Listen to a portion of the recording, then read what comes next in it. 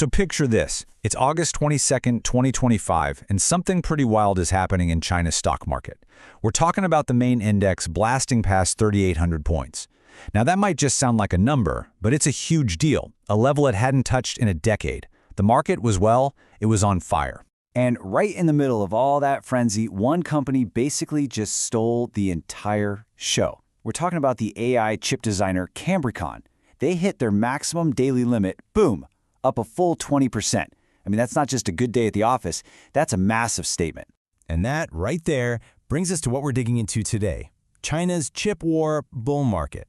We're going to break down what in the world is driving these incredible numbers. So you really have to stop and ask yourself, right? A 10-year high for the whole market, a single crucial tech stock more than doubling in a matter of weeks? What on earth is going on here? What could possibly cause an explosion like that? All right, let's get into it. To understand this, we've got to look at the smoking gun, the one single event that really lit the fuse for this whole thing. And it all boils down to an unexpected power vacuum. Okay, so for some context, you need to know about one very specific chip, NVIDIA's H20. See, after the U.S. tightened sanctions, NVIDIA got creative. They made this special chip. Less powerful, sure, but it was compliant. It could be legally sold in China's huge market. And for Chinese companies, it was pretty much the best they could get their hands on from overseas. And then, the bombshell dropped. On that same day, August 22nd, reports started flying around that NVIDIA had just told its suppliers to stop making that chip, halt production. And just like that, the main foreign competitor was walking off the stage. You can almost hear the gears turning in the market's head, right? The logic was super simple and incredibly fast. The best foreign AI chip? Gone. But China's massive, hungry demand for AI power? Still there. So that demand has to go somewhere. It has to be met by local, domestic companies. And investors all made the same bet. The #1 domestic player to soak up all that demand was going to be Cambricon. But here's the thing. This one event, this NVIDIA news, it's really just the tip of the iceberg. It's a small part of a much, much bigger story about the strange side effects of the U.S. China tech war. It's a story of how sanctions, believe it or not, accidentally helped build a kind of fortress for Chinese tech. So for years now, the U.S. strategy has been pretty clear: containment. We're talking about strict export controls on the most advanced chips in the machines that make them. We're talking about putting hundreds of Chinese tech firms, including Cambricon, on a restricted entity list, and even limiting American investment into China's AI and semiconductor companies. The whole goal was to slow China's roll. But that strategy led to this really fascinating, kind of backwards result, which some people are calling the forced market effect. Think about it. By trying to cut China off, the sanctions also cleared the field. They kicked out the biggest foreign competitors, leaving this huge protected domestic market for the local companies to, well, to basically have all to themselves. And that's the real paradox here, isn't it? A policy that was designed to starve China's tech growth of key ingredients ended up creating this walled garden, this protected ecosystem, where local champions like Cambricon weren't just able to survive, they were practically forced to grow to meet all that homegrown demand. So faced with all this pressure, what was China's move? Well, they went all in. A massive, state-driven mission for self-sufficiency. You hear the term domestic substitution a lot.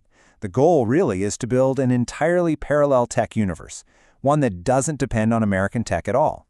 So you gotta wonder, how's that plan actually working out? I mean, it's a monumental effort. And when you look at the data, it's a bit of a mixed bag, to be honest. Yeah, it's like a school report card with some A's and some F's. On one hand, China's made incredible progress in some areas, like etching equipment and packaging. We're talking over 80% self-sufficient. That's a huge win. But on the other hand, it's still critically vulnerable in some key spots, things like the software used to design chips, and the big one everyone talks about, advanced lithography. They just can't get their hands on those cutting-edge EUV machines needed for the world's most powerful chips. Okay, so if you're blocked from making the world's best, most advanced single chip, what do? You don't give up, you get clever. And this is where something called Chiplet technology comes into play. The best way to think about it is like building with Legos. So instead of trying to make one giant, perfect, complex chip where every single part has to be made with the absolute best technology, you do it differently. You break the design down into smaller functional blocks, these chiplets. Then you can use different tools for different blocks. Maybe use your best domestic 7nm process for the really important processing cores, but then use an older, more reliable 28nm process for other parts like I/O. Then, the magic is connecting them all together with advanced packaging. It's brilliant, really. And the strategic advantage of this is just huge.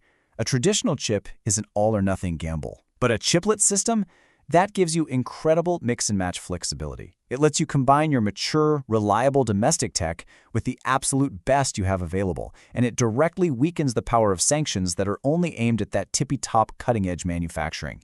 It's a really smart workaround. Okay, but geopolitics and super clever engineering, that's only 2/3 of the story. There was a third, incredibly powerful ingredient that poured gasoline on this fire, a massive tidal wave of domestic money flooding into the stock market. You know, analysts have a great name for this. They're calling it resident savings moving house. It's pretty simple. Interest rates on regular bank deposits are low, really low. So trillions in savings from everyday households are leaving the banks looking for a new home, somewhere they can get a better return. And a lot of it is landing in the stock market. So where does all that cash go?